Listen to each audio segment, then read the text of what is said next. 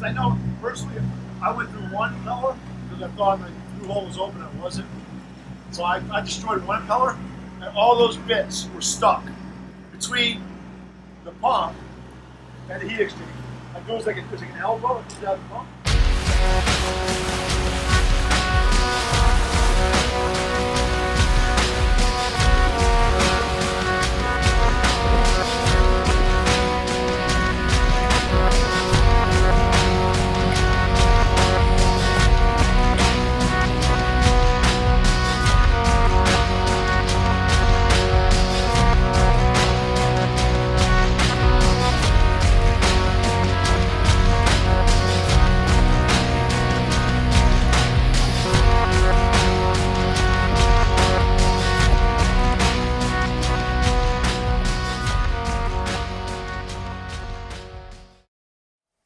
So, how did we get to that point, being out in the middle of the bay when normally there's no pleasure boating out there?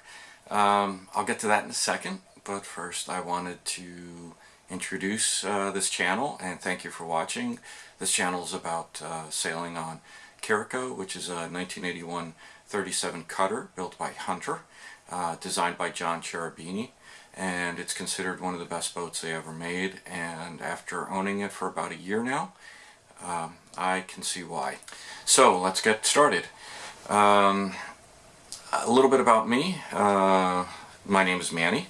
I love sailing. I've been sailing since about 18. Got hooked on it kind of by accident. It's sort of a long story, but a friend of mine and I took a sunfish out in Rhode Island. We didn't know what we were doing, and I just had a blast, and I was hooked from that moment on.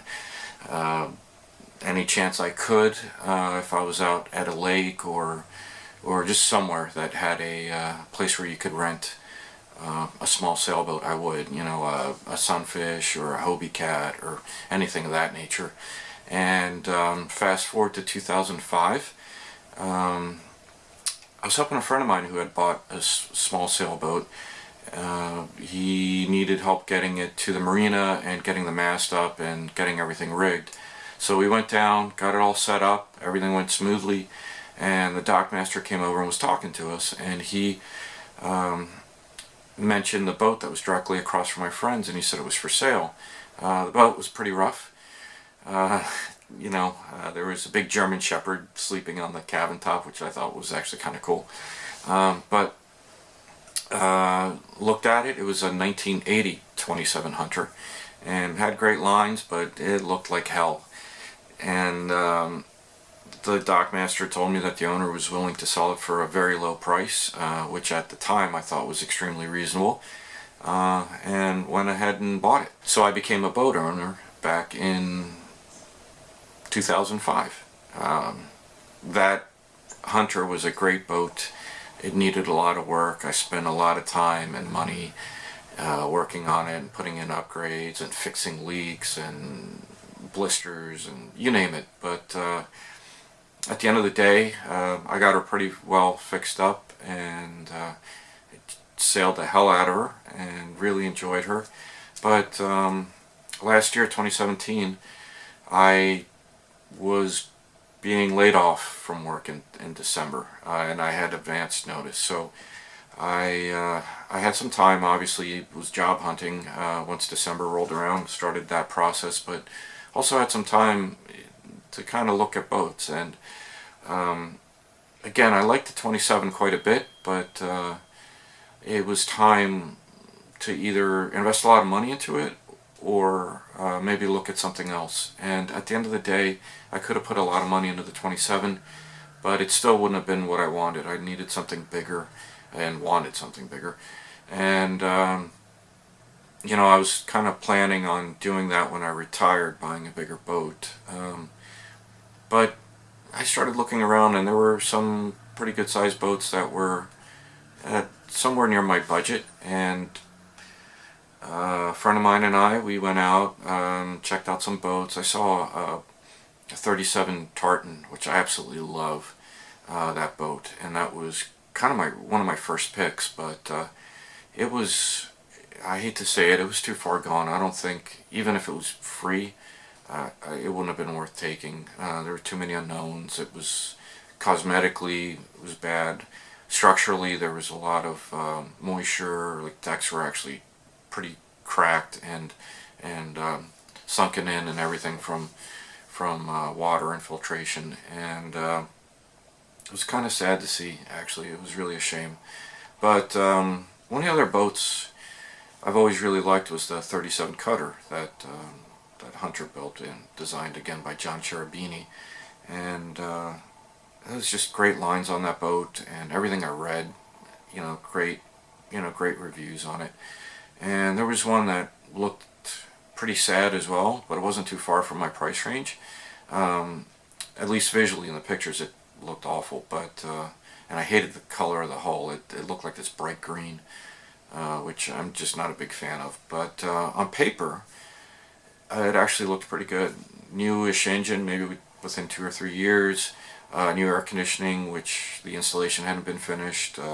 New water heater that hadn't even been installed. There was a Electrosand or Pure Sand unit, brand new in the box. There's an electric toilet in the box as well. There was engine compartment heater that was brand new. There was new diesel heat, new dinghy davits, and so I went down and looked at it, and actually it looked better in person than the pictures. The hull was a darker green, almost like a British racing green color, and but she was pretty sad looking. But after going through the boat, I knew enough about the boats to check some important places, and everything was all right. So went back, checked to make sure the engine ran, kind of looked it over, mulled it over, and made an offer. Now my budget again was pretty small, so I made a pretty low offer. I really, honestly, I couldn't even afford it. If they came back with a counter offer, I wouldn't have been able to match that. So, but much to my surprise, they took it. I said, it was, my offer was, without a survey or anything. So I think maybe they took that into consideration. So all of a sudden, I owned 2 boats back in December. It was my Christmas present to myself, I guess. I was excited and scared. I had no job. I have a mortgage, dog to take care of. And, all of a sudden I had 2 boats, 2 boat slips, insurance for both boats, and, just everything else that life, throws at you that you have to take care of. So I was a little scared.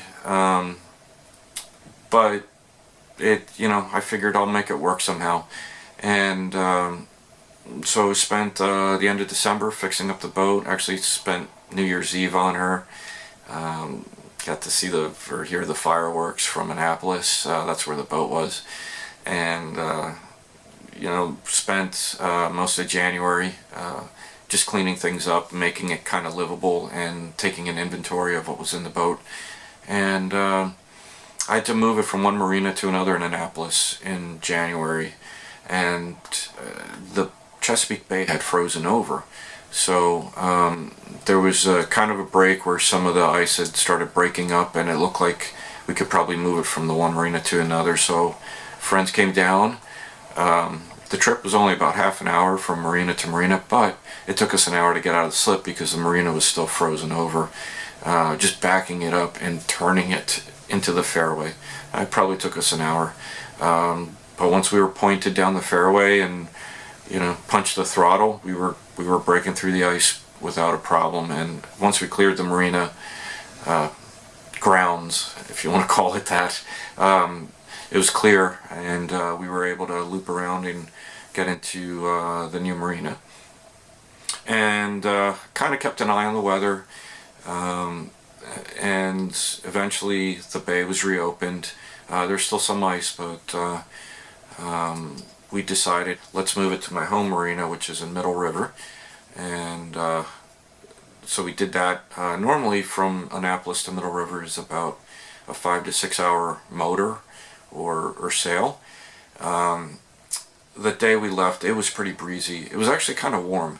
but there was a pretty good wind coming from the south. I think it was blowing 20 to 25. There was definitely a small craft advisory.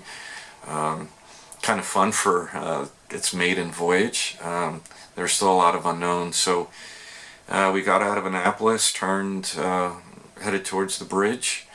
Tried to put the jib up. We had a few issues with that. Turns out the halyard wasn't connected, so once we unfurled the jib, it actually started coming down. And once we realized that, we got the jib wrapped up, but at that point the halyard had gone pretty high up and we couldn't reach it. So we got that under control, and so it at least wouldn't drop anymore. I put the staysail up and didn't want to mess with the main because there was just too many things going on. But with the staysail and the motor running, we were hitting 9 knots at some point, and I'd never gone that fast on a sailboat. Well, with the exception of in the Virgin Islands, we were on a 150-foot sailboat and 35 knots of wind, and that boat was moving. But honestly, I've never been on a small boat that had achieved those speeds, even though we were motor sailing, and we were holding a constant 8 to 8.5. And the trip was pretty uneventful, other than the jib. You know, I had a lump in my throat the whole way because I didn't know, if we were going to run into some issues that I wasn't aware of. But made it slip to slip in 4 hours, which was amazing. So that begins the story, really. Once I got her to Middle River, I started cleaning her up some more. This has been a rough summer here because of the rains.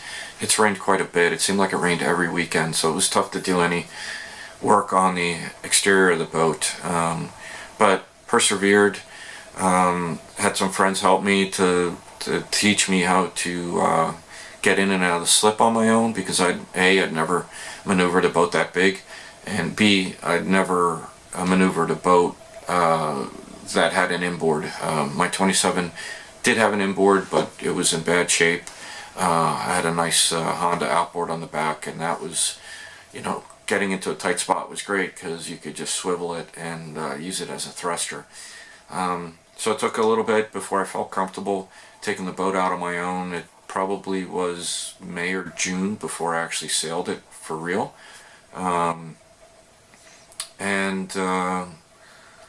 Been enjoying it ever since. I didn't get to sail it that much this year, but I kind of figured that. A note on the 27, I sold it in March. I listed it on eBay, sold it 9 days later, and for the full asking price. Anyway, I wanted to thank you for watching. I hope in the future it won't be so talking headish, if that's even the proper term. But I'm going to be trying to release episodes as much as I can. Right now it's going to be a little spotty just because I have a full-time job, dog to take care of, the boat's 2 hours away, and so getting some editing time is really difficult. But hopefully I can get something out every couple weeks for now, and then eventually get to every week. I'm going to be launching a Patreon site as well, and we have an Instagram for the boat, and we also have a web page. I'll make sure to put the links on some text somewhere. The other thing, one last thing, I want to give a big shout out to the guys at Delos, guys and gals I should say. They've been my inspiration for all of this. Thanks to all my friends who've helped me with this, and I hope you enjoy and you subscribe. Take care.